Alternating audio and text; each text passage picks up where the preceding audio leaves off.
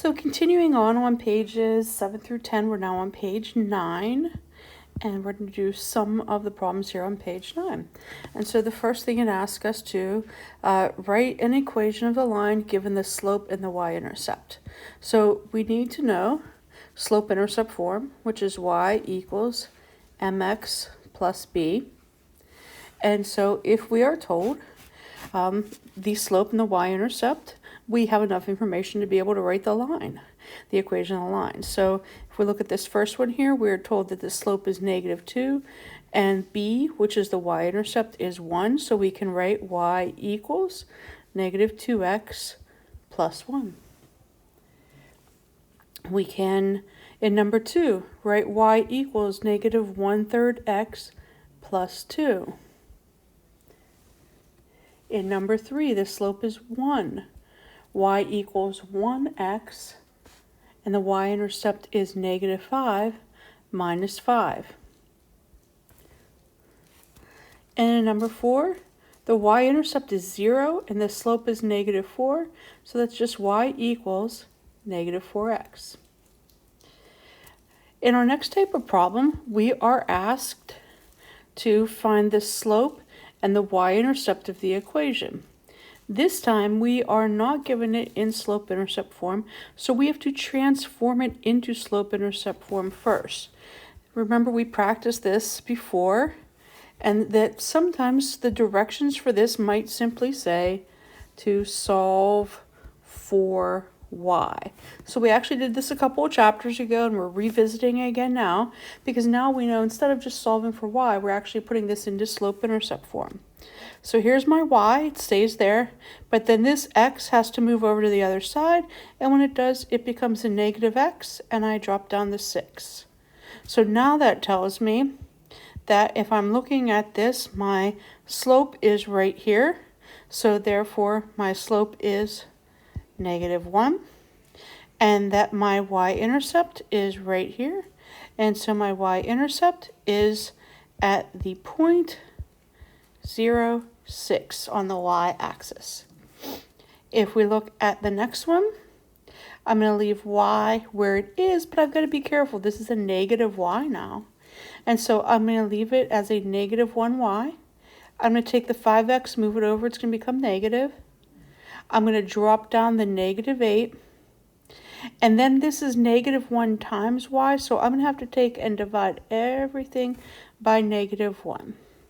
And so that's going to give me y equals 5x plus 8. And I can see that my slope is right here. So my slope is 5. And that my y-intercept is right here. So my y-intercept is +8. So it's at the point 0, 8.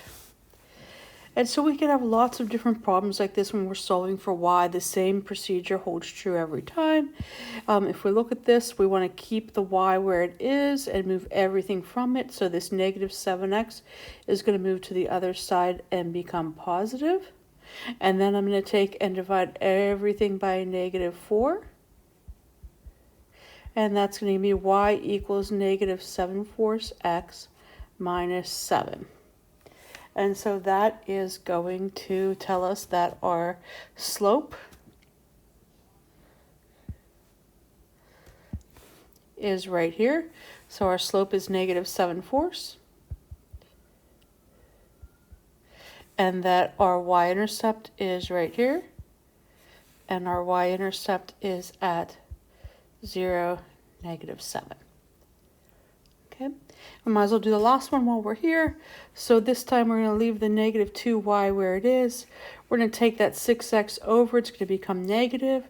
We're going to drop down the 4. And then I'm going to take and divide everything by -2.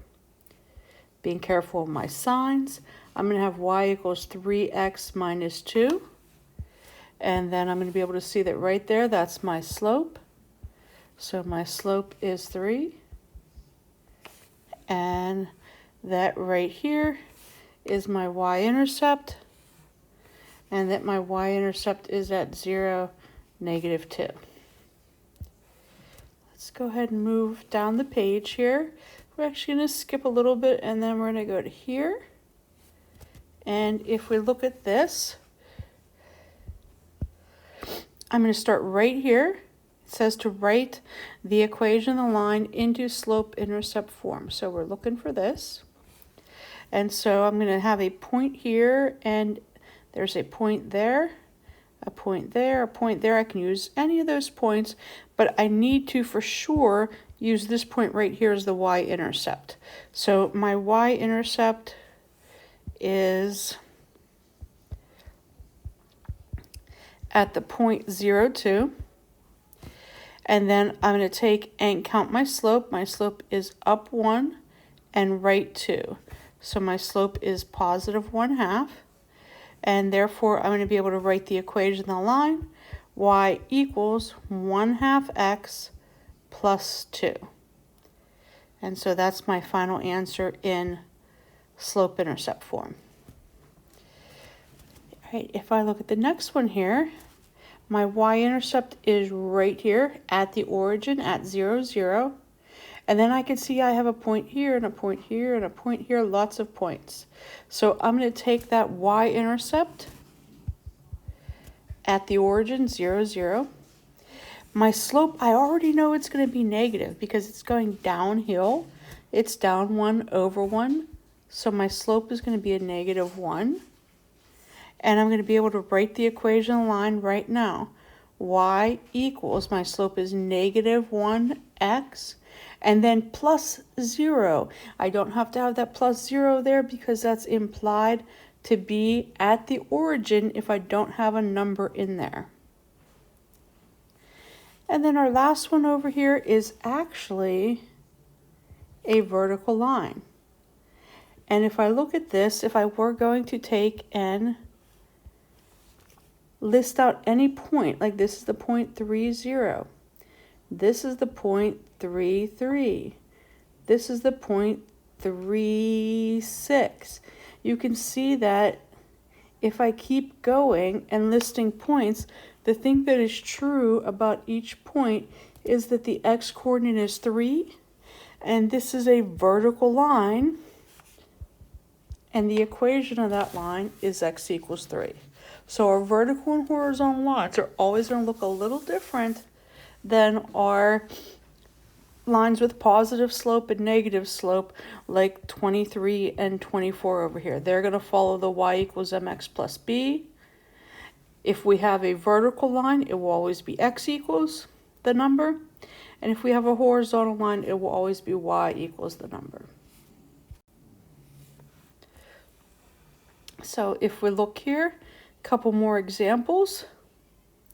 If we can see that the slope or the y-intercept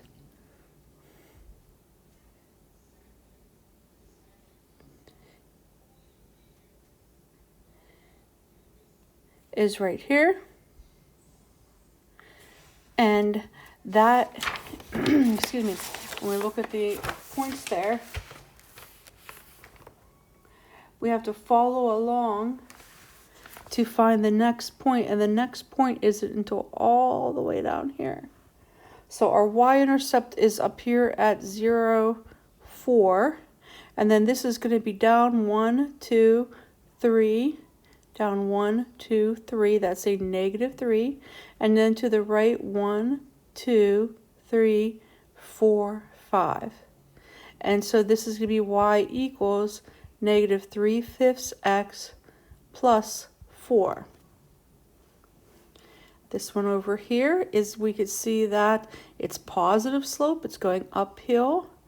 The y-intercept is right here at 0, 2. And then we need to follow it until we find another point. Remember, a point is where it crosses over at the intersection of two of our grid lines, and that's not until all the way over here. And so when I'm going to count up here, take and erase this so I have room. When I count up, I'm counting up 1, 2, 3, that's positive 3. And to the right, 1, 2, 3, 4, 5, 6, 7. That's positive 7. And so my slope is 3/7, and my intercept is positive 2. Here we have a horizontal line. It's always good if you get confused if it's x or y equals. You could just take any point. So if I take this point here, this is the point 3, 1. And if I take this point here, this is the point 0, 1. And if I take this point here, this is the point -3, 1. And then if you look at it and say, well, what's staying the same? And you could see 1, 1, 1. Where's that 1 located? It's in the y value. And so the equation of this line is y equals 1.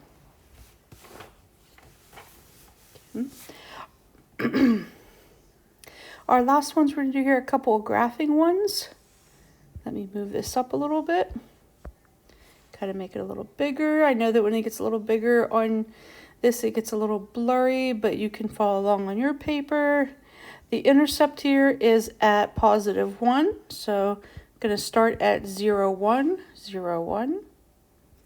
And then our slope for this is a -3. And so that's going to be down 3, 1, 2, 3, and over 1. I'm going to continue that pattern. And remember, I can reverse that pattern and go up 3 and to the left 1.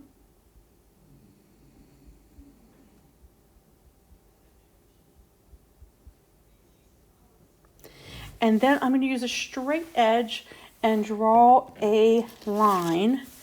Easier on your paper than it is on the iPad with the Apple Pencil. You could see I moved it a little bit there. I'm going to try my best to get a straight line in here. Probably not going to happen.